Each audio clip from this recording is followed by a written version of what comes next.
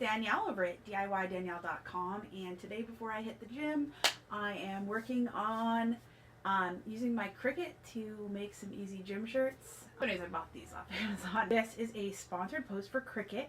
They pay me to do posts about how to use their products. They have a new product out called Sportflex, and it is for use on shirts that are knit, really. The Sportflex is supposed to last a little longer. It's a HTV, which is heat transfer vinyl, and it's supposed to last longer on shirts that stretch. So as you'll notice, any shirt that you wear for sports or anything that's tight fitting is going to be something called a knit fabric. Now, ideally, I would be working with an Easy Press, which is Cricut's kind of like heat press product. I am getting one, and it's in the mail, and it's not here yet. So I'm going to have to use my iron. So yes, let's get started. The first thing I did was get my pattern up.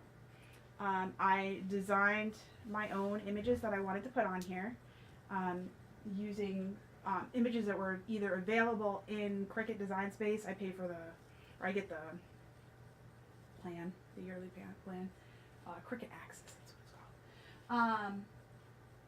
So I put this all together. If you subscribe, you'll be able to get a link to the cut files. So if you're interested in that, make sure you subscribe to my newsletter.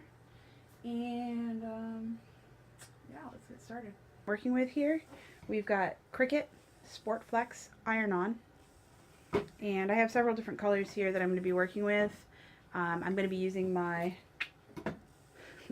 mat, my weeding tool, and of course my Cricut Air 2.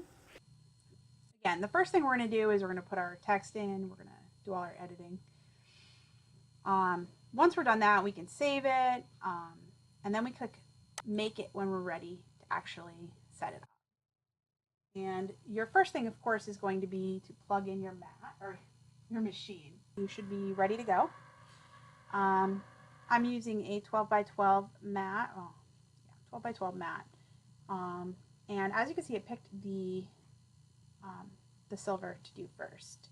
And I want to mirror this because what it does is it's printing in the opposite direction. It depends on what kind of vinyl you're using, whether you need to mirror it or not. If you're using printable HTV, then you would not mirror. I think that's the only circumstance you don't do that. But with HTV, usually you're going to be mirroring it. So the next thing I'm going to do, I'm trying to remember, yeah, I'm going to go silver and I'm going to do the pink. So I want to do this shirt first. I am working with a purple shirt. So I am doing silver for the wording and pink for the ballet slippers. As you can see, it's probably fine here, but it bothers me. So yeah, there we are. So all I have to do is mirror and click continue. So you're going to change it to custom. There too. Oh, sorry. Here we are. Alrighty, there we are. I am such a mess, goodness. Okay, Sportflex. Thank you. Oh, goodness gracious. Okay, Sportflex Iron-On. Make sure you did it. Pressure is default. Once we load that mat with our vinyl on, all we have to do is press go on the machine, and we're good, and it'll start cutting. Okay, so the first thing to note is that there's a couple different mats you can use for your machine. We are going to use the green one. That's the standard mat. There's also a light grip, which is the blue, and the strong grip, which is the purple. So the first color we're working with today is our silver, and as you can see, it comes in a little roll. Careful. Okay. So this is your top, and this is your backing. Usually you put the side that looks nice face down with HTV. So you want to line it up along the lines. I'm very bad at this. So as you'll see, the vinyl that you get from them is actually longer than your mat. And I'm going to get all the bubbles out of here. You don't want bubbles in there. Now, the one thing you can do is you could just cut the space that your you can cut out the space that your your image will be on. And you can see that on your screen because it'll tell you, okay, well, this is going to be 2 inches by 4 inches or whatever. We are here. We are ready to press load.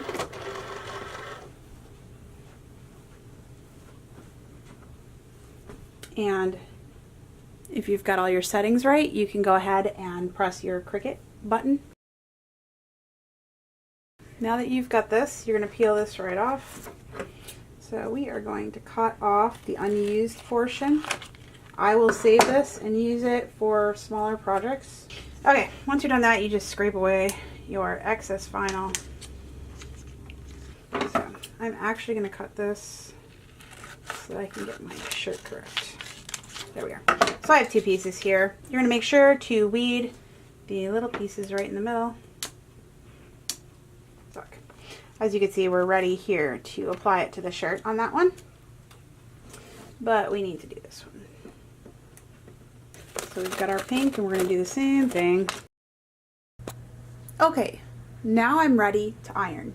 The first thing I did was I washed this shirt because if you have a brand new shirt, you want to make sure to get any chemicals off that were put on during the manufacturing process.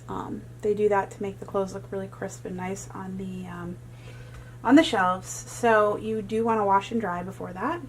I've got my iron set over here. It's set for wool, and we're not going to be using steam. So the first thing we're going to do is you want to preheat the area that you're going to be putting your vinyl on for 5 to 10 seconds. Now we are going to place our text and our image, I guess. So you can layer this stuff. It's okay to do layers, but don't layer it with a different type of heat transfer vinyl, like glitter, for example, because they're different. They're different types of HTV. So you don't want to mix them because otherwise you could have some peeling and have some other issues. So we're doing medium pressure, 30 seconds.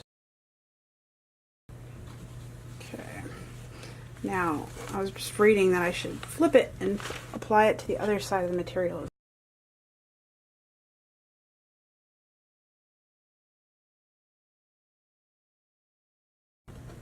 Okay, so I want to point out the one thing I did wrong, and I should have ironed on each of these separately, each layer, because even though I wasn't technically layering anything over anything else, the plastic on these two overlapped, and it caused this to not stick.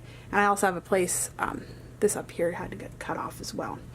And same reason, I just shouldn't have overlapped it. I wasn't thinking when I was doing it. So, don't do that.